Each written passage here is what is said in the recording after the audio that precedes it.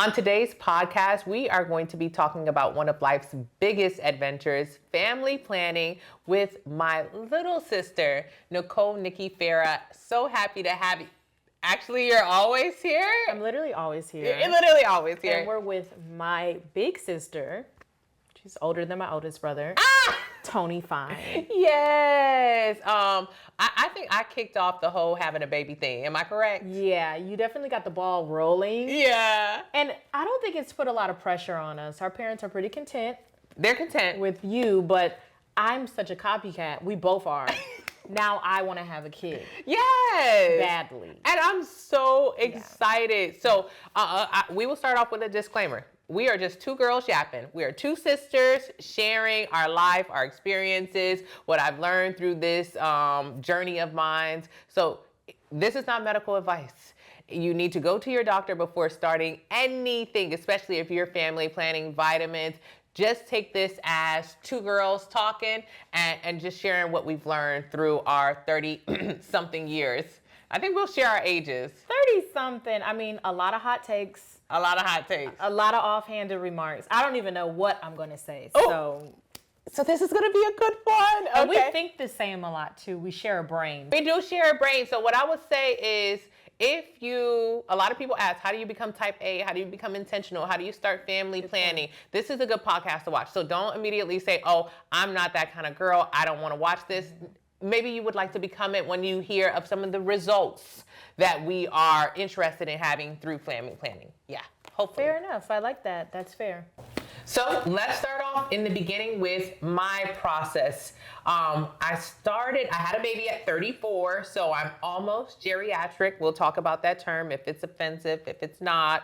But this journey really started about 2 or 3 years before having a baby. Mm-hmm. And why? To me, I thought I would like to have a great pregnancy. If I have a great pregnancy, I can move into motherhood and I can enjoy it more. I kept seeing so many things about postpartum depression and disorders and really traumatic birthing experiences leading to not so great, happy first few months of pregnancy. So it was so important that I learned as much about all the things that could go wrong in pregnancy and do what I can to protect myself so not every single one of them happen. And you were here with me from day one of the journey. What did it look like from you? I was. You surprised us. Well, no, before that, you were talking about wanting to conceive. Yeah. We went on like a family trip to China. You wanted to conceive then. I thought it was funny. I didn't want my baby to be in China. Are you pregnant? Are you pregnant? Because you guys, we're close sisters. Yeah, so she knows everything. She knows when the cycle's on. She knows when the cycle's not off. So she was always in my business and trying to figure out what was going on. But that's because Toni is really, really nosy. And so I was just giving her a little dose of her own medicine. Yeah. But no, I was there from the beginning. A lot of our family, when I'm saying our family is like sister, parents, whatever, they think Toni has toxic optimism, I think. Yes. But I really like it. Sometimes it gets on my nerves, but like, she's like, go, go, go, 100% of the time. Like, Toni you see online is Toni in real life. Yeah. And she's going to put a plan to everything, which is what I really like. I might take a few pieces and kind of like let it dwindle down, but she's like go 100% of the time. So when you started talking about planning and all of that stuff, I'm like, okay, let's see how this goes. But never doubted you, knew you were going to crush it. Thank you. And did. I was so happy to be a part of your birthing team, and I was kind of like your mini doula. Literally like a midwife doula there. We could talk about birth story another time, but when I say there's just so many things. If you've ever had a baby, and I don't want the future moms to get scared, but it was a beautiful experience. Yeah.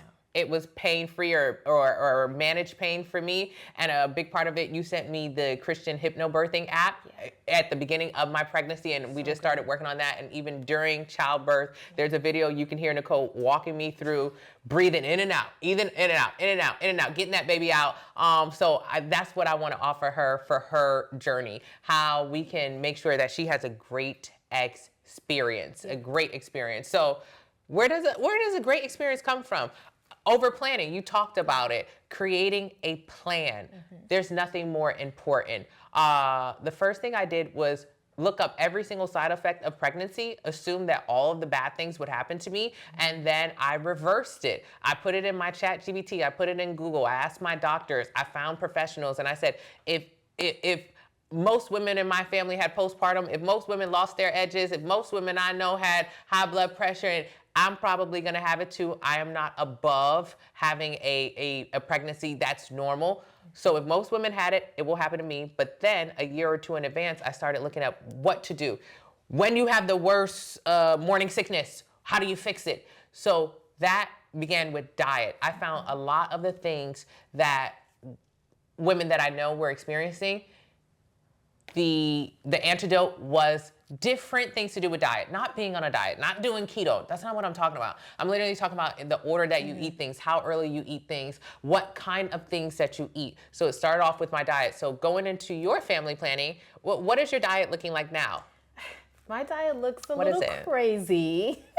Now, hold on now. Toni doesn't want to hear that. I mean, it's not absolutely crazy, but I know I can dial it in a whole lot more. Yeah. Right now, I haven't eaten pork or beef, or I hadn't eaten pork or beef for the last 18 years. And I knew it was taking a toll on me and my deficiencies or my levels in my body.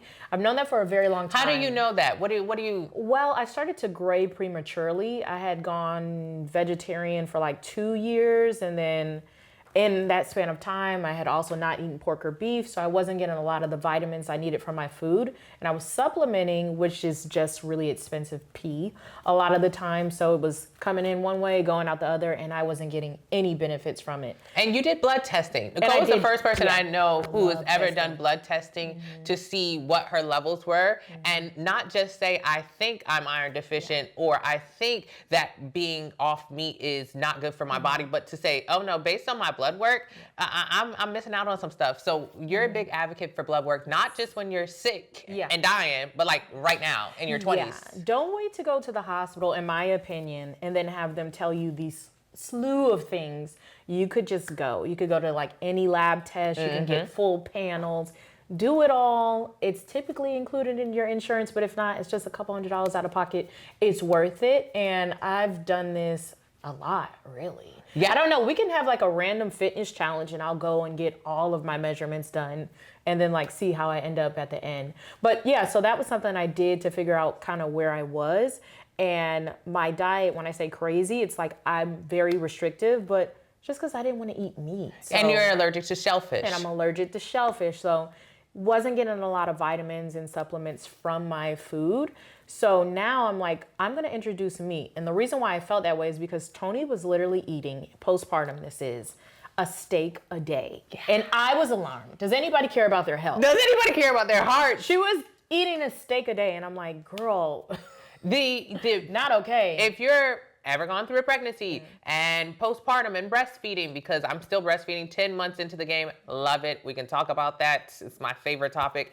But the deficiencies that you get from your baby sucking the life out of you. A lot of women speak of this as in a negative term, but I really think it's beautiful that I'm giving life to my son, and down from calcium. He sucks all the calcium out of me. My knees hurt afterwards, or like iron. I saw myself a lot more dizzier, or all of the side effects. So I just was like, I don't want to take a lot of iron supplements because sometimes they make you a little bit irregular. I'm just going to eat a steak. And so I just started eating a steak a day. And all my levels are on point. All my labs are great. And that was a way to add in, instead of supplements, if you guys don't know, supplements or vitamins. I'll start at the beginning. 80% of the American diet is processed foods. That's foods on the interiors of the grocery stores. That's the cans, that's the bag, that's the frozen stuff. That's the crap. You should not be eating that crap. Definitely not at the levels that we are. Most of your diet should come from the outskirts. That's whole foods. That's going to be veggies and breads and meat. So if you can go to a grocery store and shop exclusively on the outskirts, you're in a good place. But most Americans do not do this. And that's why so many of us are overweight. We're obese. We're sick. 2 out of 3 Americans will have type 2 diabetes or be pre-diabetic at some point in their life. So the food is causing lots of issues. So if we can get you whole foods, then you will have a lot more vitamins and nutrients in your diet, and you won't have to take supplements. When you take supplements, you don't actually need like a Women's Health or AG Greens or whatever it is. You drink it and it comes right out your pee. That's why Nicole referred to it as expensive pee. So there's no point in it.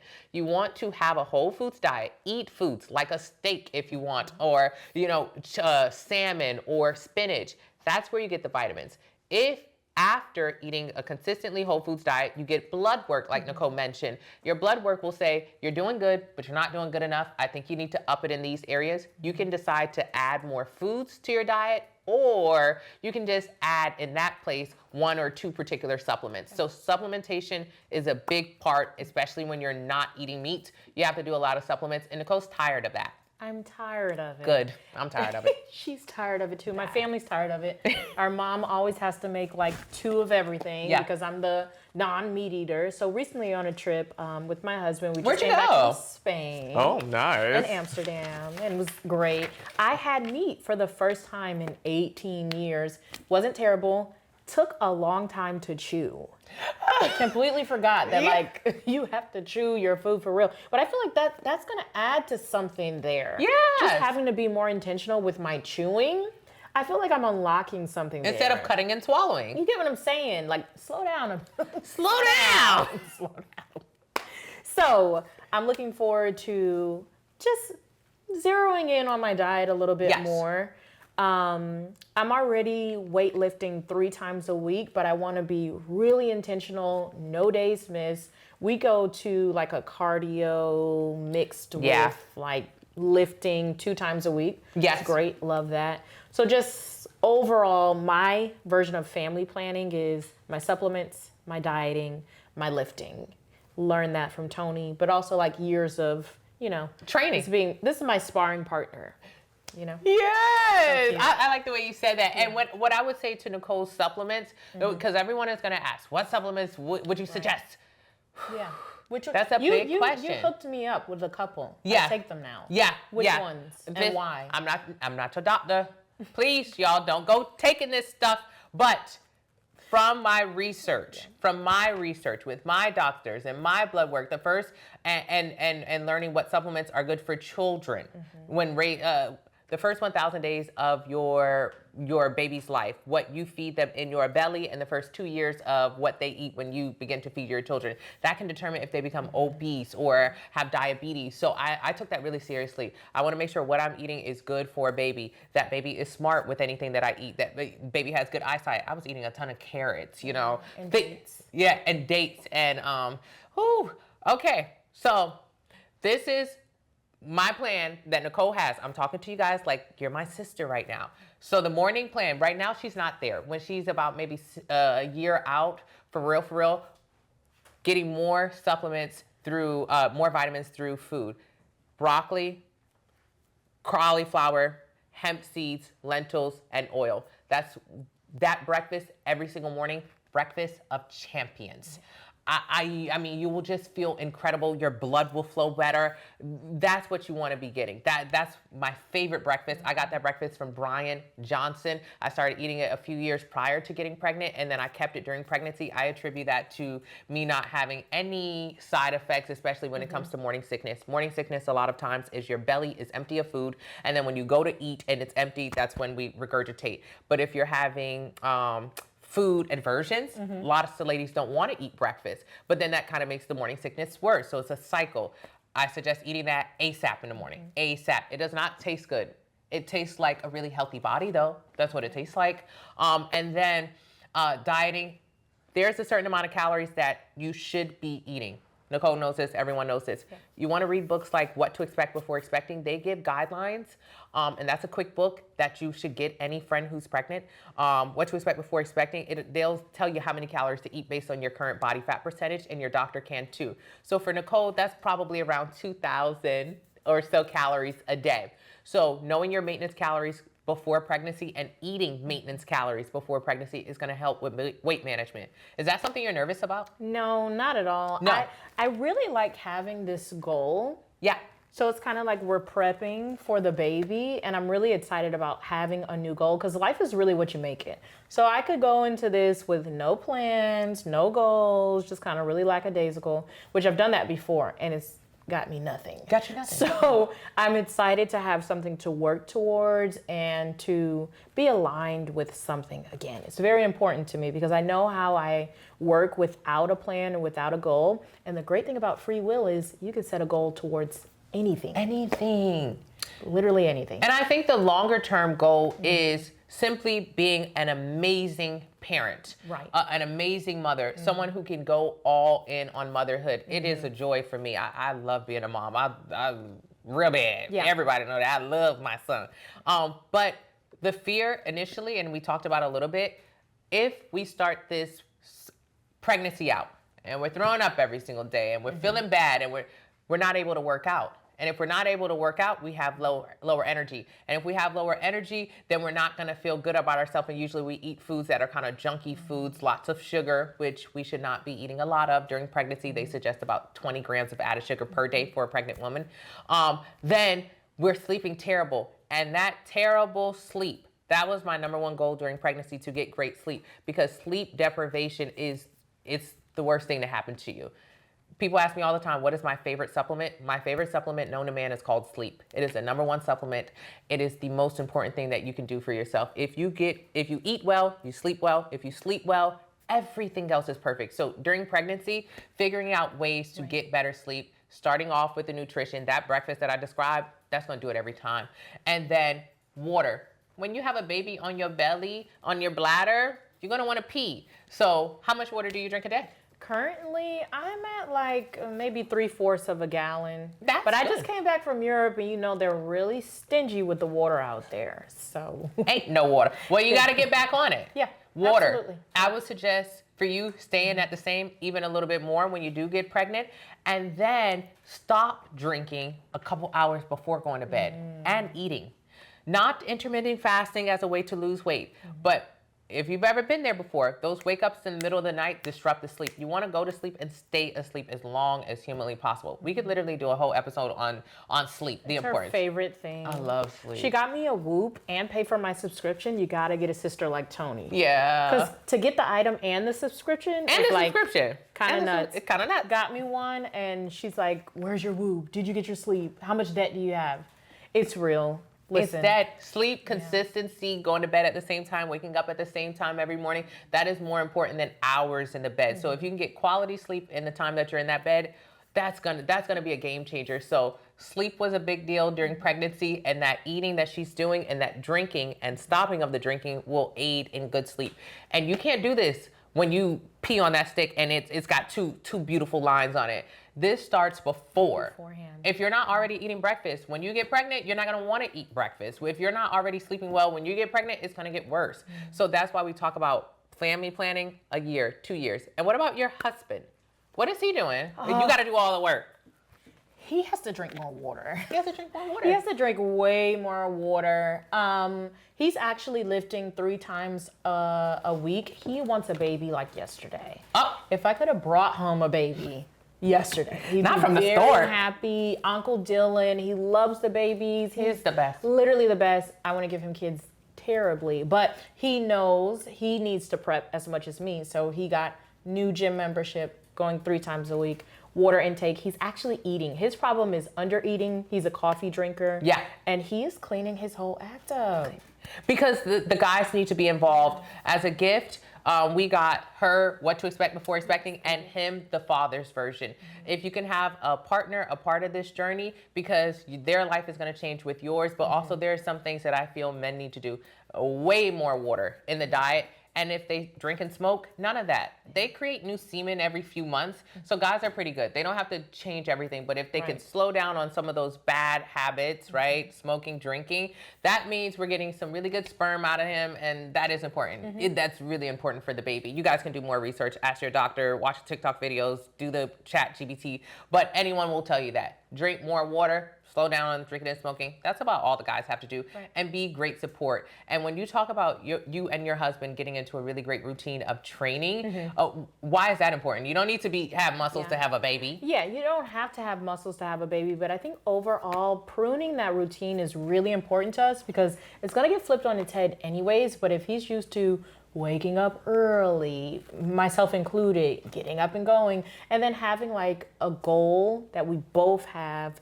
I feel like it's just tying us both together. Shared goals. Yeah, it's nice to have shared goals as a couple, and not only the expensive ones like vacation and weird stuff, golf. Yeah, definitely golf. Both our guys. Put all of our energy somewhere else. Yeah. And for my husband, one thing that we looked at for him was mobility. A lot of guys are not very mobile. And I remember early in our relationship, my husband would pick something up like an old man. I'm like, why are you picking it? Where are your hamstrings? Where's your back support at? You can't pick up a baby like that. And I remember freaking out about that. Like, and he's thinking I'm going crazy. I'm nitpicking. But if we've got a baby, you got to pick the baby up. We have to have more mobility. So we started training with a particular personal trainer, just solely working on his mobility and mine as well, because it could always be better. And now that baby is here, both of us are able to pick up that baby every which way. Because in addition to training and running, my husband and I ran a marathon pregnant. I was pregnant. We trained for things during pregnancy so we can have shared goals. But mobility was really important to me, and the guys don't have as much as the girls. And you want your partner to be able to drop down, get the eagle on, get the baby. Yeah, all the good things. So you've planned out everything. Being on the back side of it, yeah. How would you say it went? Amazing, 10 out of 10, highly recommend. Yeah. Highly recommend. Yeah. Even though some things were outside of your control. Outside of my baby came 5 weeks early. Who's expecting that? I wasn't, but we were still prepared. Her couch wasn't. Do you want to tell the story? I'll tell the story. The story. It's still so traumatic, you guys. No, not really. My mom, my sister, over my house, because she spent most of her pregnancy over my house. I would cook that for was her my and dream. All these things. That was her dream. She really wanted to have her baby at the house, and she tried as much as she could. So we're over the house. She's 5 weeks from being due, technically. Water breaks all over the couch. Oh my goodness. What is your baby doing trying to get here so early? And the baby comes. And that was completely outside of her control. Nothing she planned for. But you rocked it. And without going too deep, the Black mortality rate is insane. And that scared me. I kept thinking about Serena Williams and how she almost bled out in that hospital. And Serena is one of the greatest athletes of all time.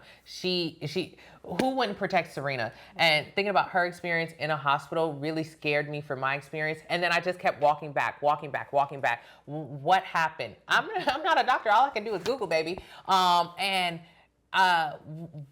What I focus on a lot in pregnancy is my my blood pressure. Always constantly checking my blood pressure. Being afraid of high blood pressure. How can I manage my blood pressure? Even though my doctors told me I'm not a candidate for anything going wrong like that, I still was really aware of blood pressure, and I would track it all the time. And thinking in my head, ask a doctor, but in my head, I always saw if I have high blood pressure, then maybe I would get preeclampsia. If I get preeclampsia and I'm stressed out during a birthing process, then they would say I'm a prime candidate for a C-section. If I'm a prime candidate for, and those series of events really scared me. So I focus heavily on diet to manage blood pressure and exercise. That's why the planning in advance is so, so when my water broke 5 weeks early, I was not afraid. We were on the couch watching The Wire, which was my dream, and eating Japanese food. Not a care in the world, no rush at all. Walked into the hospital, fully effaced, 6 centimeters dilated, and literally walked back there, pushed that baby out, no problem. So for me, pregnancy was a great experience because I controlled what I can control, and I wasn't afraid. Christian hypnobirthing was really very helpful to me, because it reminded me that my body is made for this. Your body is made for it. Don't be afraid. And then postpartum, I love it. Being able to focus immediately on baby and not a traumatic birth experience was really helpful in the hospital. That's a really good point, because you have a lot of friends who also were pregnant around the same time. So there's a lot of different birthing stories, but by far, no favorites. Yours is my favorite. You're my sister. But. Yes, I'm your sister. I do have a friend group. It was 5 of us total, and we are all sharing about within a 4 or 6 month radius of having babies all at the same time. And we're sharing our getting ready for pregnancy, being pregnant, having baby, postpartum, and Every woman's story is different. If you have a baby out of your big toe, you have done an incredible, incredible job. It doesn't matter how you have a baby. Come out of your eye socket, it feels like. But I do see where preparation allowed me in particular, to have an experience that did not leave me regretful or angry or sad. The literally moments after having baby. Moments after having baby, we were able to get up, go to the bathroom, and start, because motherhood starts immediately. And I really did feel prepared. So I'm very thankful for that. And let's say if I do it all over again, it's not gonna happen like that. It doesn't necessarily have to happen like that. It happened like that before, and I'd love it to happen like that for Nicole, but there's no pressure. There's no pressure. No pressure. You just come out healthy. Control what you can control. Control what you can control. Life is what you make it. Yeah. So what's my takeaways? Your takeaway: eat more than steak. Not all meat is chewy. Okay, we gotta get you some ground beef. We gotta get you some lamb. Are you open to lamb? It's so delicious. Offended. I've never had lamb. It's kind of gamey. It's gamey. It's so good. People say gamey in a negative way. Is it gamier than goat? I've had goat. I like goat. Oh yeah, it tastes way better than goat in my personal opinion. Goat. I love a nice little lamb burger. Little lamb burger. So, and then start to be mindful of those calories. Right. Don't have to count them. Don't have to track them. Being mindful of them. And if you're someone who has a sweet tooth, go to the dentist. Tell them to take it out. That's the sweet tooth. Pull it. Or try an anti-inflammatory meal plan. That's really helpful for getting rid of those sugar and the dairy cravings. Beforehand. Pregnancy is going to hit, and you don't want to be a victim to cravings. You don't want to be a victim. You crave what you're eating. A lot of times we crave what we eat. And if you're someone who's going to do your pregnancy going to Crumble Cookie and Starbucks and this and that, I would not suggest this at all. No one would suggest that. So try to get rid of those unhealthy whatevs, cravings prior to pregnancy. But you're not a sweets girl. No. So your takeaways would be mindful of those calories. Start sticking to those calories every day, knowing that when pregnancy starts, those are going to be your same calories at minimum for the first trimester. Second trimester, they go up a touch. Third, up a touch again. Because calories do matter. And even during a pregnancy, if you're putting on 60, 80, 100 pounds, that's going to weigh on your mental a lot after the baby. So my big goal for myself, and you tell me if this is right, is to gain as much muscle as humanly possible right now, so that I can increase my calories, because I like to eat. Oh, yeah. The girl likes to eat. Every 2.2 pounds of lean muscle mass increases your metabolic rating by 100 calories. So what Nicole is saying is 2,000 calories may be her maintenance calories. Think of it like money. She has $2,000 to spend on food, and that means she should eat $2,000 worth of food every day. It could be boogers, it could be earwax, it could be McDonald's. It doesn't matter what it is. The number is 2,000. So because she wants to have baby, her 2,000 calories would be broccoli and cauliflower and lentils and steak and lamb burgers, whatever. But if she builds more muscle because she is training and lifting heavy, she'll be able to eat 2,100 calories, 2,200 calories, 2,300 calories. She can eat more food because she can burn more food, which means during pregnancy, she can have even more fun without worrying about weight gain. So that is the biggest takeaway. Build more muscle, drink more water, focus more on rest. Wear your whoop. Wear your whoop. Wear your whoop. Where's your whoop at? It's not on today.